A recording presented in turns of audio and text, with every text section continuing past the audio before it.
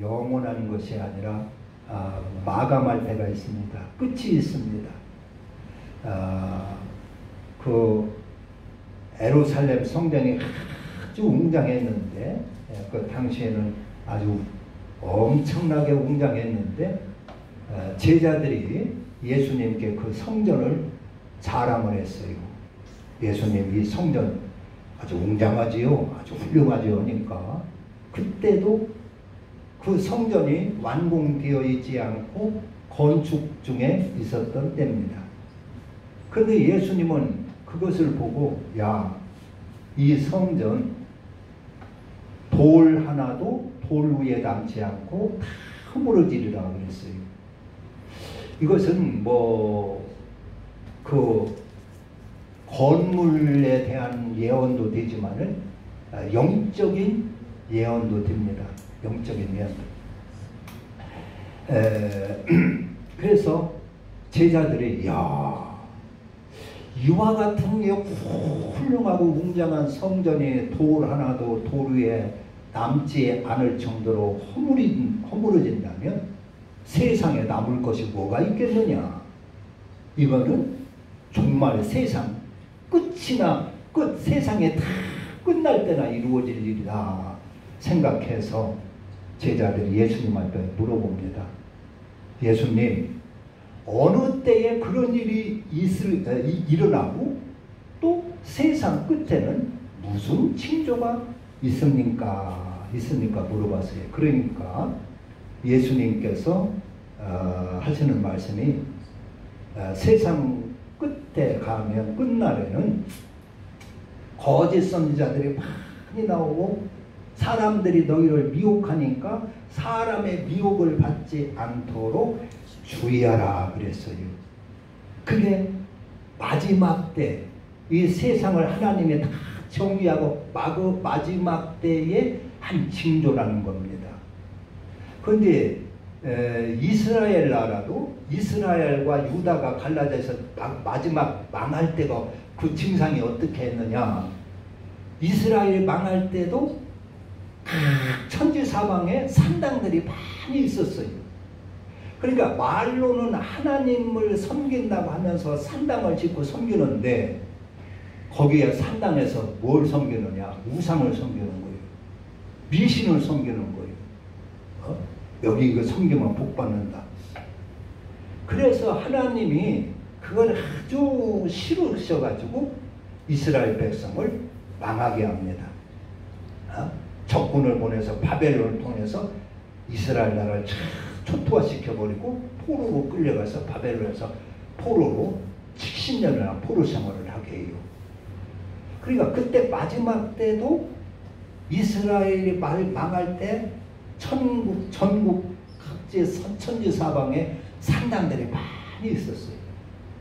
그런데 예수님이 또 마지막 때의 증상이 어떨 것이냐 말하는 것은 마지막 때는 거짓 선지자가 많이 나타난다. 11절이죠. 거짓 선지자가 많이 일어나 많은 사람을 미혹하겠다. 선지자 하나, 오늘날 보면 목사님 한 분이 교회 하나씩 있는 거죠. 교회 하나씩. 맞아요. 그러니까 마지막 때도 그런 역사적인 것과 이런 것을 비교해보면 마지막 때도 교회가 천지사방에 많이 세워질 것을 말합니다. 지금 세계 도처에 교회 없는 데가 없죠? 산골 구석골까지 교회가 다 있습니다. 그게 마지막 징조라는 것입니다. 그런데 그런 교회에서 하나님을 잘 섬기고 사람들을 잘 해서 하나님의 자녀 만들고 백성 만들면 좋은데 이것이 그렇지가 않은 거예요. 거짓 선지자인 거예요. 거짓 선지자. 거짓 선지자라고 하는 것은 뭐냐? 자기 욕심만 채운다 그런 얘기입니다. 교회 세워놓고 돈벌이로 생각하고 교회 세워놔서 사람 모아가지고 자기 욕심만 챙긴다 그런 얘기입니다. 미혹한다 그런 얘기. 여기 와서 하면 여기 와서 신앙생활하면 복 받습니다. 하나님 앞에 충성하면 복 받습니다. 헌금하면 복 받습니다. 교회 성전 건축 헌금하면 복 받습니다. 이렇게 해가지고 사람을 미혹하는 거예요. 그리고 우리 교회 오면은 병 고쳐줍니다. 우리 교회 오면은 귀신 쫓아줍니다. 그래서 이적과 표적으로 미혹을 하는 거예요. 그를 하나님의 형상대로 잘 만들어서 하나님의 법도와 율례로 잘 만들어서 하늘나라 백성, 훌륭한 하나님의 백성을 만들어내면 좋은데 그렇지 않고 미혹을 해가지고 엉뚱하게 미신 신앙을 만들어낸단 말이에요. 성도들을 미신 만들어낸단 말이에요. 그래서 하나님이 심판한다는 것입니다. 그래서 마지막 때 우리가 제일 천국 가는데 제일 중요시 주의할 것이 뭐냐? 이와 같은 사람들의 미혹을 주의하라는 것입니다. 조심하라는 것이요. 내가 헌금 드리고 11조하고 시간 맞춰서 신앙생활 하는데 노략질만 당하고 그래가지고 나중에 지옥 간다면 얼마나 그게 원통한 일입니까? 하나님 편에서도 속상한 일이고 본인에게도 원통한 일이지요. 그러니까 마지막 때 우리가 가장 주의할 것은 사람들의 미혹을 주의하라는 것입니다. 그 거짓 선지자들의 미혹을 주의하라는 것입니다. 우리가 다른 이방 종교는 그런 게 없어요. 천국 지옥이 없고 내사가 없으니까 신앙생활 이렇게 하건 저렇게 하건 별로 주의할 것이 없지만은 우리 기독교는 천국과 지옥을 목적으로 하는 신앙생활이기 때문에 주의하라는 것입니다. 잘못하면 지옥으로 떨어진다는 것입니다. 잘못하면 엉뚱한 대로 미혹당해서 영원히 멸망한다는 것입니다. 그래서 우리가 천국 가고 지옥 구원받는데 가장 장애물이 뭐냐? 사람의 미혹이라는 거예요. 그래, 미혹하는 거. 그래서 우리는 미혹하는 방법을 알아야 속아 넘어가지 않지요? 미혹하는 방법이. 한 장 넘기고 그러면은 24절에 보면 미혹하는 방법이 거기 한 가지 나와요. 거짓 그리스도들과 거짓 선지자들이 일어나 큰 표적과 기사를 보여 할 수만 있으면 택하신 자들도 미혹하리라. 그러니까 큰 표적과 이사로 미혹해요. 근데 그러니까 우리가 진리를 신앙생활하는 목적을 잘 모르면 이것이 옳은 것 같고 저것이 옳은 것 같아요. 그런데 우리 신앙의 목적은 아까도 말씀드렸지만은 첫째는 우리가 뭘 하는 것이요? 우리가 우리의 삶의 도가 하나님을 섬기고 이웃을 섬기는 것입니다. 나를 위하여 살지 말고 내 욕심을 채우려 살지 말고 하나님을 위하여 살고 이웃을 위하여 사는 사람입니다. 그런 사람이 되어야 됩니다. 신앙생활에. 요새 이제 신천지라는 교식이 있는데 신천지에는 자기들 교회에 오야 구원받고 일반 교회에 오면 구원받지 않는다고 해요. 신천지의 그 교주가 전하는 그 말씀만이 생명의 말씀이라고 해요. 그가 진짜라면 그 교주 이만희 씨가 전하는 그 말씀이 생명의 말씀이라면 그 말씀 들은 신천지의 성도들은 다 하나님 닮아야 됩니다. 하나님의 성품을 닮아야 됩니다. 하나님의 형상을 닮아야 됩니다. 그래서 하나님을 섬기고 이웃을 잘 섬기고 그런 나를 위하여 사는 것이 아니라 저를 위하여 남을 위하여 사는 그런 사람들로 변화되어야 됩니다. 그렇다면 그 신천지의 사람들이 하나님을 사랑하고 이웃을 사랑하는 그러한 하나님의 법도의 사람으로 다 바꿔져 있다면 그 신천지 이만희 씨가 전하는 그 말이 거짓말이 아닐 겁니다. 그러나 말로는 그렇게 하고 다 돈만 챙긴다는 말이요. 집 팔아서 바치게 하고 뭘 팔아서 바치게 하고 돈만 챙긴다는 말이요. 자기 욕심만 챙긴다는 말이요. 그리고 거기에 울타리를 확 껴서 빠져나가지 못하게 만든다는 말이요. 그렇다면 그 진리하고는 어긋나는 것이 아니지 않습니까? 그래서 예수님은 이 거짓 선지자와 참 선지자를 무엇로 구별하느냐? 그 열매를 보면 알 수 있다고 그랬어요. 열매를. 그 열매로 안다 그랬습니다. 하나님의 참 선지자는 하나님의 법도를 전해서 법도를 정리해가지고 성도들을 하나님의 형상으로 희복시키는 것이 참 선지자입니다. 그런 그 사람은 틀림없습니다.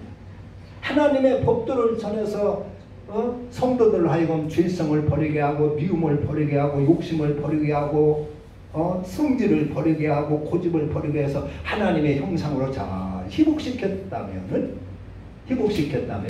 그 교회는 참 교회고 그 성도는 그 목회자는 바른 목회자일 겁니다. 그런데 겉으로는 예수의 이름으로 나타나고 내가 얘가 하나님의 종이다 하는데 전혀 성도들을 그러지 아니하고 미신 성도를 만드는 거예요. 기도하면 복 받습니다. 구하세요. 하나님은 주십니다. 구하라 주시라고 했습니다. 그래가지고 욕심을 버려야 되는데 오히려 욕심으로 더 꽉 채워가지고 배나 더 지옥 자식을 만든다는 말이에요. 교회에 충성만 복 받습니다 해가지고 그런 축복으로 유혹을 하고 미혹을 하고 여기에 큰 기적과 귀신 쫓고 병자 고치고 이런 것들로 사람을 미혹을 해서 미신 성도를 만든다는 말이에요. 그래서 열매가 욕심쟁이를 만들어내는 거예요. 더 이기주의자를 만들어내는 거예요. 우리 한국교회가 오늘날 세상 사람들한테 평을 어떻게 받습니까? 예수 믿는 사람들은 안 믿는 사람들도 더 나쁘다. 더 이기주의자고 더 약속 바르고 더 자기밖에 모르고 한다고 그렇게 평을 해요. 그건 잘못된 것입니다. 그거는 우리 한국교회가 많은 교회가 잘못된 복음을 전하기 때문에 그런 것입니다. 거짓 선지자들이 많이 나타나서 사람을 미혹하기 때문에 그렇다고 봐야 됩니다. 하나님의 참 종이라면 예수의 참 종이라면 그리스도를 전해서 그리스도의 사람을 만들어내야 되는 것입니다. 대접을 받는 것이 아니라 남을 대접하고 섬김을 받는 것이 아니라 남을 섬겨주는 그리스도. 사랑을 받는 것이 아니라 남을 사랑해주는 그리스도. 남을 해치고 남을 짓밟고 내가 사는 것이 아니라 내가 희생해서라도 저를 살리려는 그 그리스도. 그 그리스도의 사랑, 그것이 하나님의 형상이요. 그것이 우리 천국 백성 산 영혼인 겁니다. 산 영혼. 그래서 그것이 산 영혼이요. 그게 구원받은 영혼인 것입니다. 그래서 마지막 때는 그걸 잘 분별해서 사람의 미혹을 받지 않도록 주의하라 그랬어요. 그리고 마지막 때는 환난을 당해가지고 마지막 때 하나의 그 증상은 환난을 넘겨주겠습니다. 그 9절 보면 그때에 사람들이 너희를 환난에 넘겨주겠으며 너희를 죽이리니 너희가 내 이름 때문에 모든 민족에게 미움을 받으리라. 마지막 때는요 우리가 큰 환난을 만날 수가 있어요. 그게 마지막 때 징조라는 겁니다. 그때는 순교도 당할 수 있다는 것이. 예를 들어 가지고 마지막 때 정권이 혼란해져 가지고 무정부 상태로 된다든가 또 무슨 공산주의로 된다든가 하면은 우리가 순교를 당할 수 있어요. 예수 믿는 사람이 제일 먼저 죽을 수가 있어요. 우리는 그것을 각오하고 살아야 됩니다. 마지막 때가 있는데 마지막 때는 환난을 당한다고 그랬어요. 그때는 너희들을 죽는데 내어주기까지 한다고 그랬어요. 그러니까 우리는 이 마지막 때는 그런 각오도 하고 있어야 됩니다. 내가 죽을 때는 죽으리라. 내가 순교당할 때는 순교당하리라. 잠시 인생 때문에 믿음을 버려가지고 하나님을 배신할 것이 아니라 이런 때 내가 주님처럼 하나님을 사랑하는 증거를 보여주려. 말하자면 그것이 영광인 겁니다. 그것이 하늘나라에 큰 영광이 되는 것입니다. 이 땅에서 그런 환난도 없고 핍박도 없고 고통도 없다면 영광도 없는 것입니다. 그래서 예수님은 십자가를 앞에 놓고 그것을 영광이라고 생각했어요. 아버지여 나를 영화롭게 하셨사오니 영화롭게 하셨어요. 그래서 그 고난이 알고 보면 영광인 겁니다. 자기에게 큰 영광인 겁니다. 그래서 우리는 마지막 때는 이런 일이 있으면 나는 죽음도 감수하리라. 순교도 감수하리라. 그렇게 각오를 해야 할 것입니다. 그리고 여기 이제 마지막 때 보면 쭉 보면은 15절 보면은 15절 그러므로 너희가 선지자 다니엘이 말한 바 멸망에 가증한 것이 거룩한 곳에 선 것을 보고도 그때에 유대에 있는 자들은 산으로 도망하라 그랬어요. 그러니까 멸망에 가증한 것이 거룩한 곳에 선 것을 보거든 그랬어요. 그게 무슨 얘기냐? 교회에 거짓 선지자가 와서 말씀을 선포하거든 그런 얘기입니다. 거짓 선지자, 건전했던 교회에 거짓 선지자가 나타나서 이렇게 설교도 하고 하나님 말씀이라고 전한단 말이요. 그런 것을 분별에 딱 튀면은 도망치라는 거예요. 거기서. 그러니까 유대에 있는 자들은 산으로 도망하라. 그러니까 유대라고 하는 것은 종교의 중심지를 말하는 겁니다. 종교인들이 모여있는 곳을 말하는 것입니다. 그러니까 유대에 있는 자들은 산으로 도망하라. 하나님의 진리가 있고 생명에 있고 산 말씀이 우리를 살려주는 그런 말씀이 있는 곳으로 얼른 도망치라는 것입니다. 인정이나 뭐 무슨 물질이나 인정이나 이런 사정 때문에 거기서 주저주저하고 얽매이고 머무르지 말고 도망치라는 것이요. 살 곳으로. 유대에 있는 자는 도망할지어다. 지붕 위에 있는 자는 집 안에 있는 물건을 가지러 내려가지 말며 밭에 있는 자들은 고소를 가지러 뒤로 돌이키지 말라. 그러니까 세상의 인정, 사정, 무슨 물질, 무슨 자존심 이런 그런 여러 가지 때문에 주저주저하지 말고 도망치라는 것입니다. 그래야 살 수 있다는 것이요. 그래야 영혼이 살 수 있다는 것입니다. 그리고 19절에는 그날에는 아이 된 자들과 젖먹이는 자들에게 화가 있으리로다. 이건 뭐냐면은 아이 된 뭐 그날 임신해서 아기 있는 사람에게 화가 있으라는 그런 것보다도 내 영혼이 영적인 상태가 어린아이라 분별력이 없는 거예요. 어떤 게 진리인지 모르고 어떤 게 복음인지 몰라가지고 무조건 하는데도 저게 하나님의 말씀이다. 미혹하면 그리 따라가는 사람들. 분별력이 없는 사람. 어린아이처럼 분별력이 없는 그런 자에게는 화가 있으리라. 즉 사망의 화가 있으리라 그런 얘기입니다. 그래서 신앙에 완숙해가지고 하나님의 말씀대로 살고 법도로 살아서 분별력이 딱 있어서 저건 진짜 하나님 말씀이고 저건 내가 살 수 있는 곳이고 죽을 수 있는 곳 이걸 분별하고 있어야 되지. 그렇지 않고 분별력이 없어서 신앙에 아주 비천해가지고 그래가지고 분별력이 없으면 그런 사람들은 곤란하다 그런 얘기입니다. 그러니까 우리가 신앙생활 잘하고 성경도 그러니까 늘 보고 해서 분별력을 키워야 됩니다. 진짜인지 가짜인지. 기도하겠습니다.